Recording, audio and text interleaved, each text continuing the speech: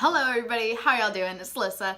Welcome back to my channel. Today, instead of talking about a book, we're gonna go ahead and talk about happiness because this weekend I experienced just a happiness that I hadn't felt in years, and I was like, this needs to be documented. Everyone needs to know how to get this feeling and everything back because I didn't know how to get it back for, like I said, it's been years. Also, I'm gonna be eating my avocado with this, so if y'all see me just pouring some stuff on it or whatever in the middle of the video, that's what I'm doing. I didn't take notes, so we're just gonna do this like this. The first thing is I saw a quote on Pinterest, and it said, you cannot heal in the same environment that you were sick in, which honestly makes a lot of sense. Also, whenever I'm just sad or feeling some type of major emotion, I'll try to remember my quotes and be like, okay, step one, and then just go from there. So, you cannot heal in the same environment that made you sick. I feel like that's just so important to remember because so many people go back to exactly the reason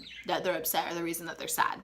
First thing you need to do is identify your environment. Is it a good environment or is it a bad environment? Is it an environment that you're going to be nourished in and something that you're going to love and grow in, or is it an environment that is bringing you down, people who are sarcastic or mean, or are just feeding your negative thoughts rather than your positive thoughts? If you're surrounding yourself with those types of people, take them out. They don't need to be in your environment. Also, your physical environment, if it's possible for you at the moment, get out of it. Go sleep over at a friend's house for a night if you're young or older. I mean, you can always sleep over at a friend's house. I feel like that's always a good option. But get out of that environment that you just don't feel comfortable or safe in. Next, once we've identified the environment problem, identify the problem in yourself. So for me, I do a lot of journaling. Where is my journal? I'll read you a little excerpt from it. For me, part of the environment that was making me sick was one friend that I had considered one of my best friends. I love him so much, and I still do love him, but it's just, he's not in my life necessarily as much anymore. And I ask him to be there for a couple things whenever I'll text him and say, hey, I really need a friend, and I get no response. And that is the worst feeling in the entire world, when you're you're my best friend and you can't even respond to me whenever I say I need a friend. That happened. That was going on for 9 months about, and so just recently, this past week, I was I just sent him a video on Snapchat, and I was just hey, I understand we haven't been as close, we also lost our streak, and I understand things have to come to an end, so that's okay. I understand you don't have to respond to this video. I did cry about it for about a day.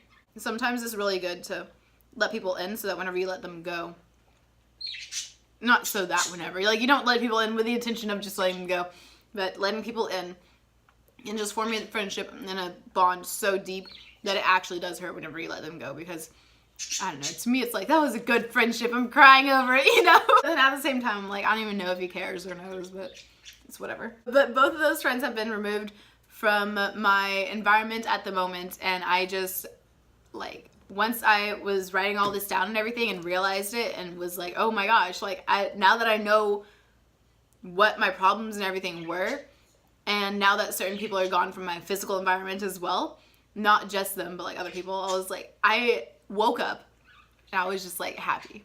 I put on my happy playlist, came downstairs, I was making breakfast and everything, and my grandma came downstairs, and it was great, and I just really live for those days sometimes. Whenever I was writing, I was crying because I was I love these people so much and they're gone and blah, blah, blah. Journaling actually really did help me, and it did help me to also understand what my love language is through, ironically, not feeling loved. And I was man, that makes a lot of sense now.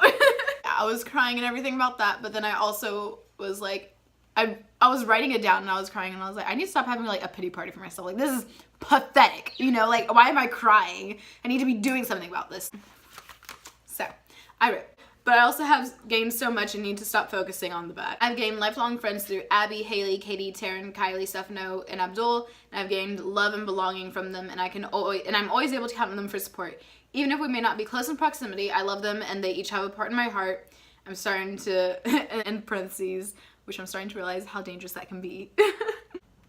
And then I have a home God's provided for me somewhere, and I just need to go and find it. Now that's my job. I just need to go and just reach out for it and everything. And anyway, so journaling helped me through a a lot of realizing and understanding and everything, a lot of journaling and a lot of praying. So you identify your environment and you identify the people that are hurting you in that environment or in general. Once you have removed those people from the environment and changed up your environment some, next step is to focus on the good things that you have, your good qualities of life, if you will.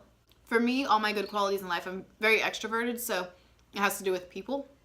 I'm a very big, like, people kind of person, you know? For me, my good qualities of life were the friendships and everything that I've formed and the trust and the love and everything that I have with them as well, too. Like, that just makes all the difference in the world to me. I wrote, besides, how am I going to be the badass I want crying over people who will never care? It's so true.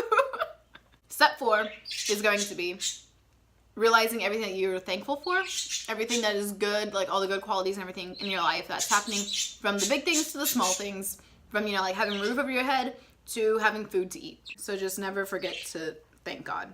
Let's see. Next, you need to decide to be happy.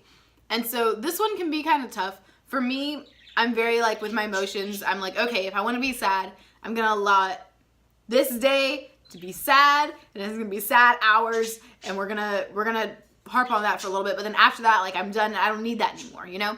So allot yourself time to be sad and realize that that's an emotion that you're feeling, and it's a human emotion, and you're like, you know what, this is okay because I'm gonna be over it, and I only have 12 minutes left, so let's get this out, you know? And then after that, decide to be happy, decide to be focusing on the good things and to just enjoy life. Like, I woke up and I just put on my happy playlist. I was making breakfast and everything. And these are all foods and everything. Guys, I'm trying to make a video. Thank you. So these are foods and everything that I've had before whenever I was sad, and I had whenever I was happy. And so it was just kind of like my mood depended on what I'm going to do with all those things. After that, it was honestly just like the best day. It was a Saturday. And then Sunday was even better because my grandma and I hung out, and that was wonderful. I want to say that is the end of the video. Go out and do something that makes you happy.